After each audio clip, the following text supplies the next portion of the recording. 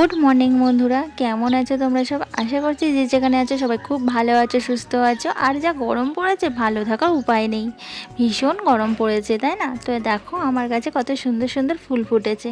তো এই ফুলগুলো না আমার ভীষণ ভালো লাগে। আর এখন ঘড়িতে সকাল 6টা বাজে। এখন থেকে তোমাদের সবাইকে সঙ্গে নিয়ে আবার একটা নতুন ভিডিও শুরু করছি। আশা করছি তোমাদের ভীষণ ভালো লাগবে।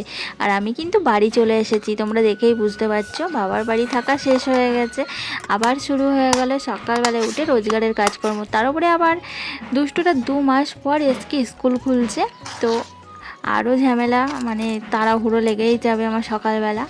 তো এখানে টিফিনটা করে দিলাম, ওকে ম্যাগি করে দিয়েছি, অন্য কিচ্ছু খেতে চায় না। আর এই যে বরমাসার জন্য 1 কাপ চা করে নিয়েছি তাড়াতাড়ি করে, আমার জন্য করার মতো আর সময় পেলাম না। তো চাটা করে নিয়ে এখন নিচে চলে এসে বরমাশাইকে ডাকলাম, তারপর ছেলেকে ডেকে এই যে রেডি করে দিয়েছি। ও এবার বেরিয়ে যাবে।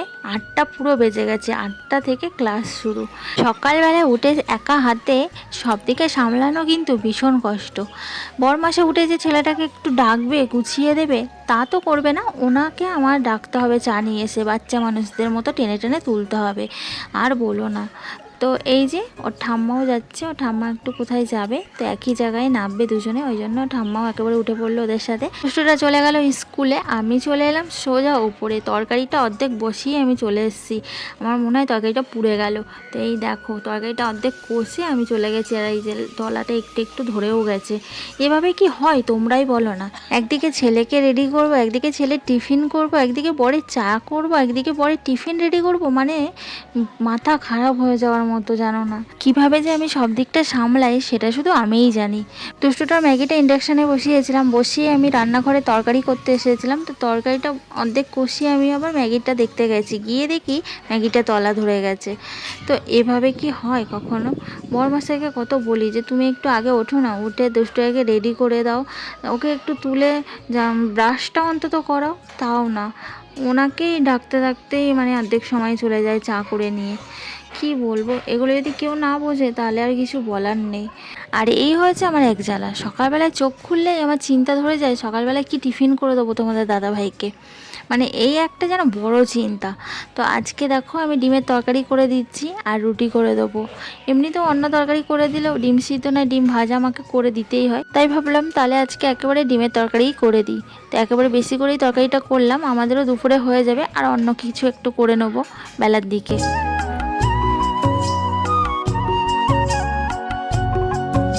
এই যে তোমাদের দাদা ভাইয়ের টিফিন করে দিলাম, ও চলে গেল।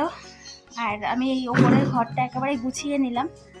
এই যে ওপরের ঘরটা একেবারে গুছিয়ে নিয়েছি, এবার নিচে যাব, নিচের ঘরটা গোছাবো।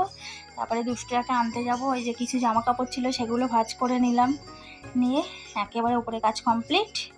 এবার রোদ দিয়ে দিচ্ছি। আর এখন 9:30 বাজে, এখনও নিচের ঘরটা গোছাবো, স্নান করব, তারপর দুষ্টুটাকে আনতে যাব।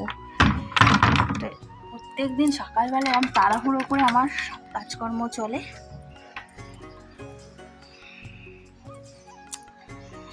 রান্নাঘরে দৌড়টা দেওয়া হয়নি, রান্নাঘরে দৌড়টা দিয়ে দিই। মানে কি বলবো, আমার যেন দৌড়াদৌড়ি লাগে প্রত্যেক দিন সকালবেলা। তো চলো নিচের ঘরের কাজটা গুছিয়ে নিই।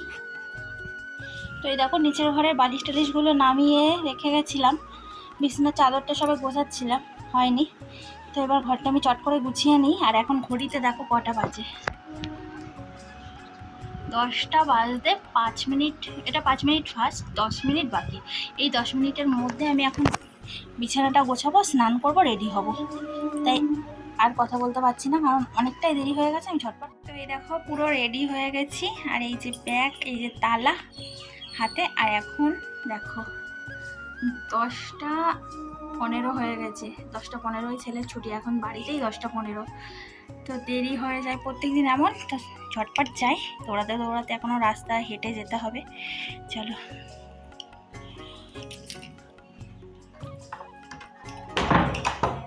আর এই যে রাস্তা দিয়ে হাঁটছি, আর রোদ্দুর তো খাঁ খাঁ করছে, মানে ঘাট পা যেন জ্বলে যাচ্ছে, হাওয়া লাগছে না, একটু হাওয়া নেই।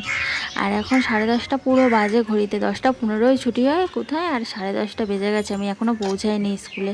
আর আমার সঙ্গে আমার মেয়েও যাচ্ছে, ওকে বাসে তুলে দেবো। তো এই যে স্কুল থেকে নিয়ে চলে এসেছি দুষ্টুয়াকে। তো আমরা যখন যাই তখন হেঁটে যাই মেয়ে আর মা মিলে, আর দুষ্টুয়াকে নিয়ে আসার সময় টোটো করে চলে আসি। আর কিছু মুদিখানার দোকানে জিনিস নেওয়ার ছিল, তো সেই জিনিসগুলো একেবারে নিয়ে চলে এলাম। এই যে আলু ডাল এসব নেওয়ার ছিল, সয়াবিন, ডিম।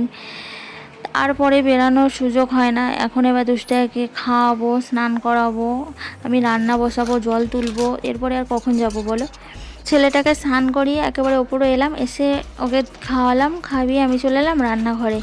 আজকে কুমড়ো শাক রান্না করব, বাবা দিয়েছিল পাঠিয়ে, তো কুমড়ো শাকটা রান্না করা হয়নি, কুমড়ো শাকটাই রান্না করে নিচ্ছি। আর সকালবেলায় তো ডিমের তরকারি করেছিলাম, আর একটু ডাল করে নেব। তো বন্ধুরা, আমি রান্নাটা করে নিই। আজকের মতো ভিডিওটা এখানেই শেষ করছি, দেখা হচ্ছে নেক্সট ভিডিওতে। কেমন লাগলো আমার ভিডিওটা কমেন্টস করে জানিও, লাইক করে দিতে ভুলো না, আর চ্যানেলটা সাবস্ক্রাইব করে তোমরা আমার পাশে থেকো। সবাই সুস্থ থাকবে, ভালো থাকবে, টাটা।